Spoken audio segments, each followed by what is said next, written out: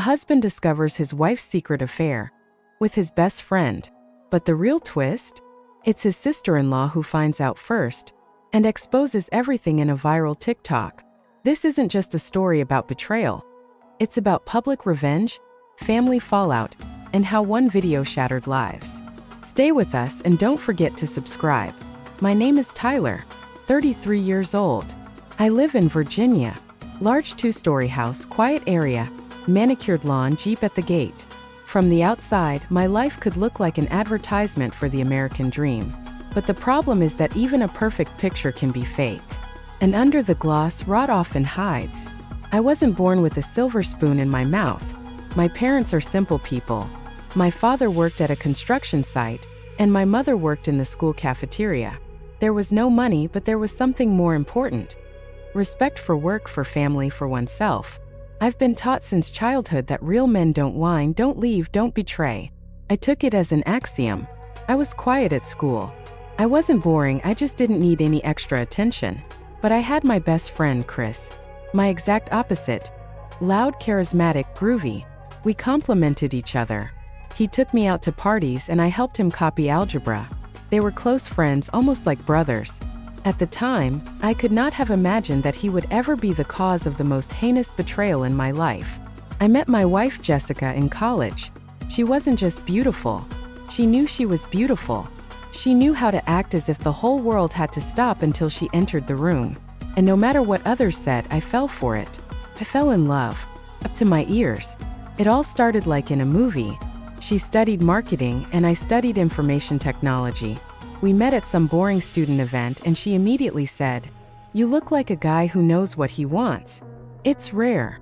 And I fell for it. I really knew. I wanted her. I wanted to be with her. We started dating.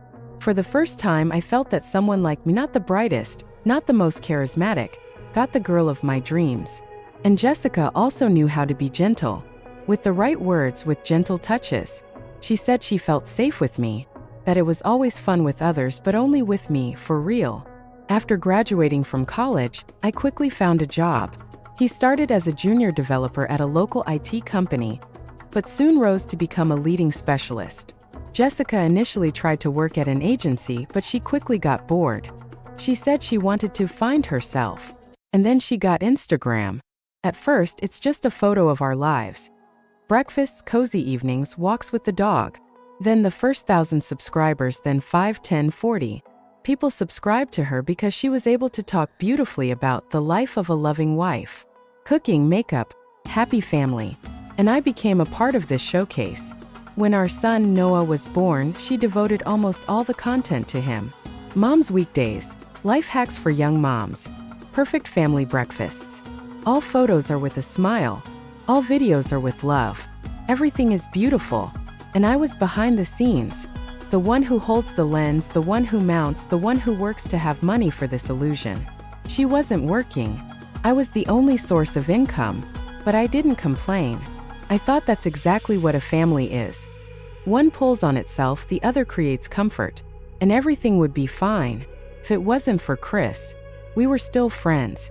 He became a fitness trainer, fit, with a Hollywood smile, and the eternal smell of men's deodorant. He was popular with women but alone, and he often visited our house. Sometimes I just stopped by for a few words, sometimes for dinner, and sometimes he'd sit with Jessica and Noah when I was stuck at work. I was even flattered. My best friend takes care of my family when I can't. That's what true friendship means. Now that sounds silly. Too trusting. It's too childish. The first bells were invisible. One time I came home earlier than usual. Jessica looked not like a mom after a day with a baby, as if she had just come out of the shower, in a beautiful bathrobe, makeup in place. I was joking. "Are you going to greet me like in the movies?" She smiled. "I just thought I'd please you." Then the details began to get lost. Chris knew all too well what we were talking about at home.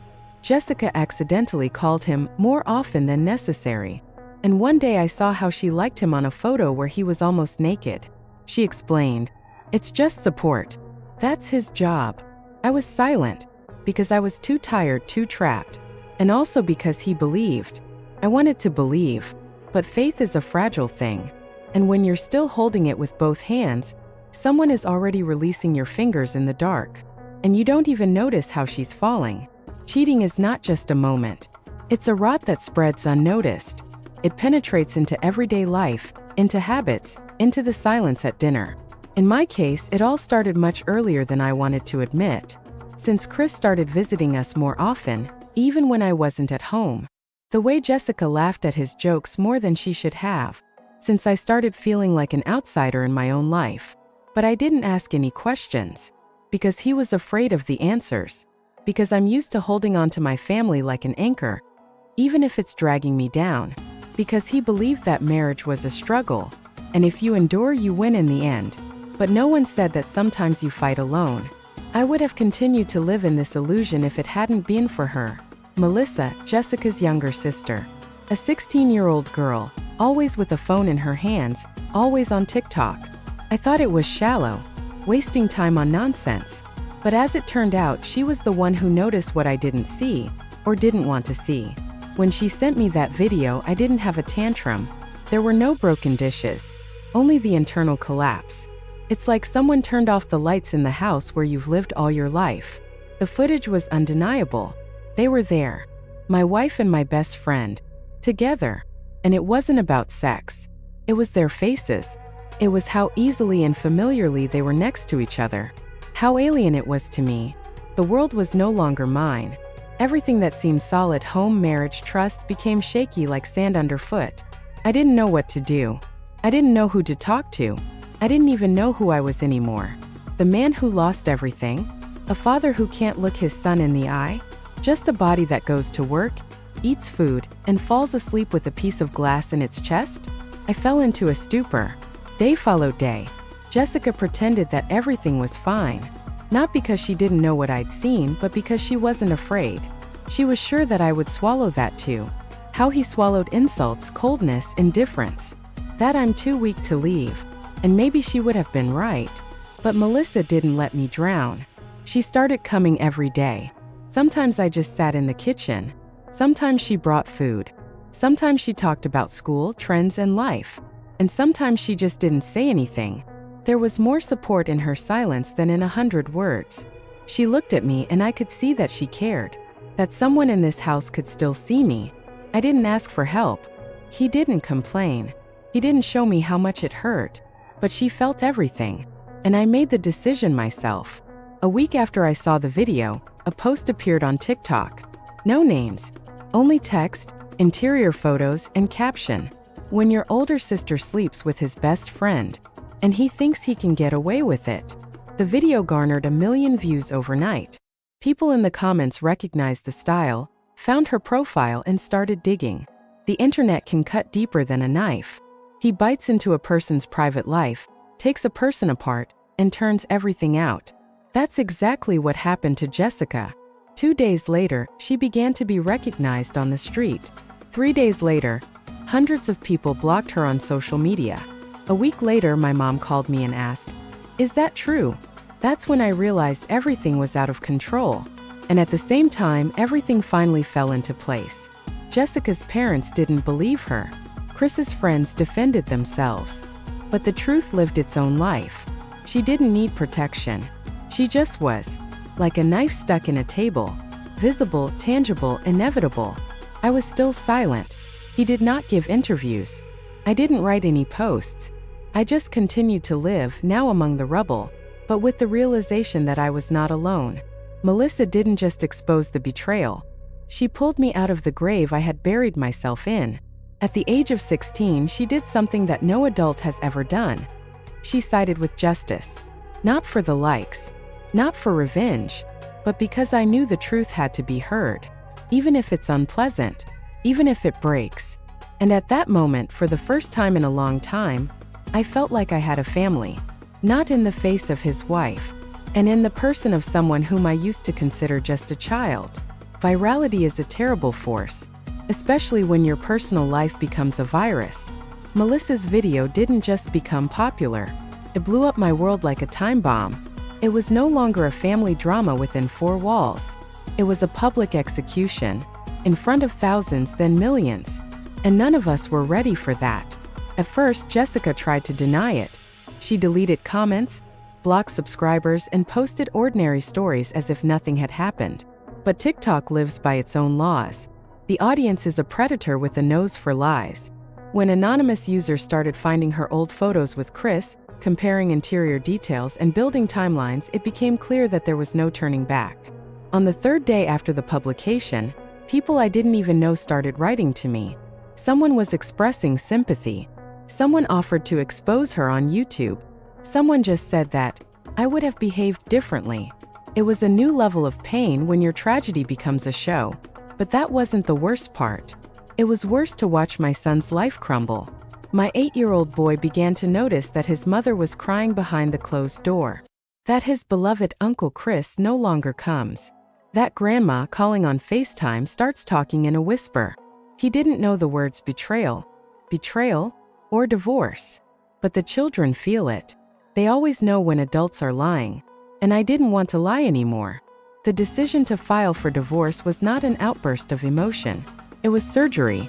I sat down and made a list of everything that needed to be assembled, arranged, and checked. And then I went to a lawyer. I had a reinforced concrete case. Betrayal, psychological stress, public outcry. Plus, I have a minor child, whom I have been providing for a loan for the past few months. The trial went quickly. Jessica didn't even resist.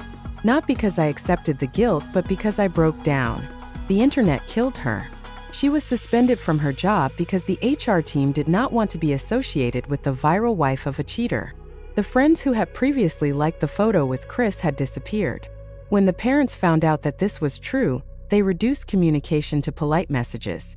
Even her brother, with whom she was close at one point, just wrote, "You ruined everything yourself." She was left alone, without friends, without a job, without a son. And then the court's decision came. The child is with me. The house too. All assets purchased in marriage are in my favor. Jessica received nothing but an obligation to pay child support. Ironically, she was the one who was supposed to support us now. A month ago, I could barely stand on my feet. Now she was the one who was falling. Kris. It ended even faster with him. He was fired. The company did not want a public connection with such a disgrace. His wife, yes, he was married, filed for divorce as soon as she saw TikTok. Not only did he lose his job and his marriage, he became an outcast. Men don't forgive a man who destroyed a friend's family. Even my ex. His entourage turned away. Mutual friends excluded him from the chats. He tried to justify himself in some long Facebook post, but it looked pathetic. He wasn't a hero, not even a villain. He became a meme, a hashtag, the face of betrayal that's trending. What about me? I started breathing again. Not immediately, not without pain, but breathe. I got custody. I started taking my son to a new school. We moved out. We started a small new life, without the shadows of the past. I started going to therapy, sleep normally. I can't force myself to smile. And when my son came up to me in the evening and said, "Dad, I'm glad it's just the two of us," I realized that I had done everything right. Melissa, oddly enough, wasn't bragging. She didn't post a single post about it being her. She just looked at us with a slight smile. I bought her a laptop. Not because she saved me. It's because she's the only person who wasn't afraid to do what an adult should have done. History does not always end with justice. But sometimes, when the truth turns out to be louder than love, you start living from scratch. Without illusions, without falsehood, with pain, but also with real freedom.